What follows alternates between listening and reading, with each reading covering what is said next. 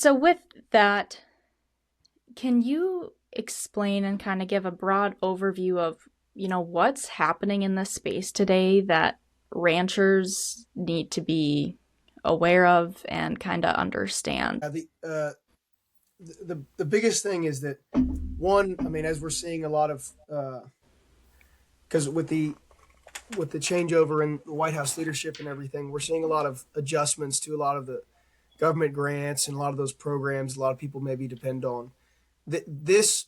What we're discussing, these carbon credits, are not like direct air capture credits or some of the other programs out there that are heavily subsidized. They're very much private companies that are coming out, whether those companies are in the food industry or they're just trying to look for a carbon reduction on their ESG footprint, et cetera. They Post election, we've still seen a huge demand of people that want to be paying for these soil carbon credits because the U.S. market is still very much under the value of what a lot of other countries are that are further down the development of these markets and mandating these things where we are not. We're still a voluntary carbon market, but so it is something where you're seeing a private subsidy basically being paid by these people that want to support farmers and ranchers. And the, you know, one of the other things I think we're going to discuss more is, the protections. The landowner is the precious asset here. And, and so they're not, as you look at these contracts, as you look at these developers, they need the landowner because the demand is there. The buyers want these. And so it's for me in the history of American ranching, we're in a rare opportunity where not only are you being paid to do what's best by the land, which is very rarely the case as a surface operator in farming or ranching. Usually it's very much a quarterly or annually return, not these long term holistic decisions. So, one, you're being paid to make those decisions, and that two, uh, you're being paid to do what's better for the land and from people that usually wouldn't even engage in these markets. And so I think all of that just gives more reason for me to really try to talk people into seriously considering this because it is so rare that we're in that position as landowners where we can do right by the land and do right by the long-term health of the land. So Yeah, that's some yeah, comments on that. yeah. James is right on that. A few, maybe just a few additional points here is, he mentioned voluntary markets, right? Buyers are wanting these things, and there's other, and the U.S. is further along than anybody else. What I'd like to highlight is while the U.S. is ahead of practically any other geographic area in the world, that's we're not the only ones. There are markets looking at being developed in Mexico, in Brazil, in Uruguay, in Australia, right? And so as we think of beef globally, right, those are also some of the biggest areas for beef production in the world. Brazil, Australia, Argentina, right? And so as these markets grow and develop, there's going to be additional outside pressure from those countries, that want to also engage in these types of markets and supply beef that's falls within the scope of these projects, right? And so, while we lead in this area, there are companies that are looking to source beef for their supermarkets, for their supply chains, for their restaurants, right? And so they're looking at where should they get these beef supplies from, and it may not always just be the U.S. that that may be where they can buy beef from that are engaged in these programs. And so I would really stress that the beef market is going to be a competitive landscape, and U.S. producers lead in this area. We are the most efficient production of beef per pound when you calculate it on a carbon footprint. I think it's like 22 pounds or somewhere around that for per pound of beef, and we lead that across the world. We're one of the most efficient producers of beef in the world. And so I think we should really, look at how do we capitalize on that, and I think this is where our producers across the U.S. can engage. So you've really explained the opportunities within the market, whether that's, and primarily that being additional revenue, it sounds like. But what are, and like James said, being paid for doing what is right and taking care of the land.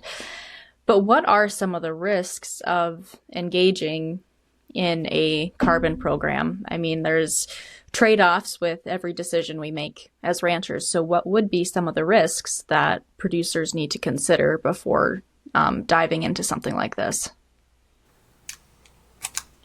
I'll take this one, Ryan. And Shay, I'm also a customer on a few operations, so I can kind of wear that hat too in terms of like, the amount of money received, how these look, But so and look, the difficult thing is that you got to find a lawyer that's comfortable thinking through this, because a lot of people that are using their family lawyer that have helped with pipelines or easements or eminent domain issues, like this is a unique and new uh, opportunity that a lot of legal counsel isn't used to. So, I mean, that's one thing there.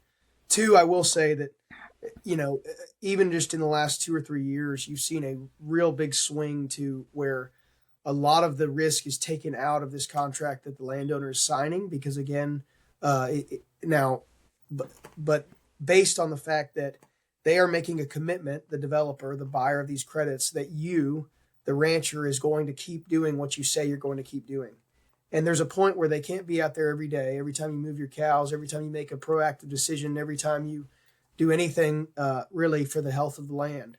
And so they're really auditing you as an operator for a moment. It's not an intensive process, but they need to get an idea of the scope of your operation, the intensity in which you manage, et cetera.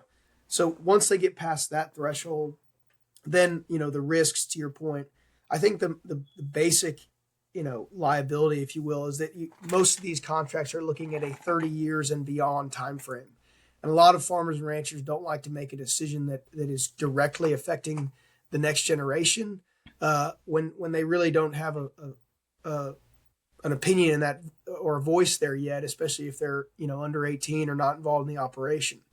And so now there are ways that you can be able to get out of these contracts over time if you discuss that with the developer. But again, back to what Ryan was saying, is if you're committed to taking care of the land in a way that meets or exceeds their expectations as the developers, then there is it's very difficult to find a reason, in my sense, to not do this as a rancher or farmer, because the real liabilities that are left after that fact kind of fade away. And but you're very much protected for the most part. I mean, again, I had three different lawyers, 150 years almost of experience between them, look over the contracts that from multiple parties, and all of them were reasonable in terms of their expectations from the landowner.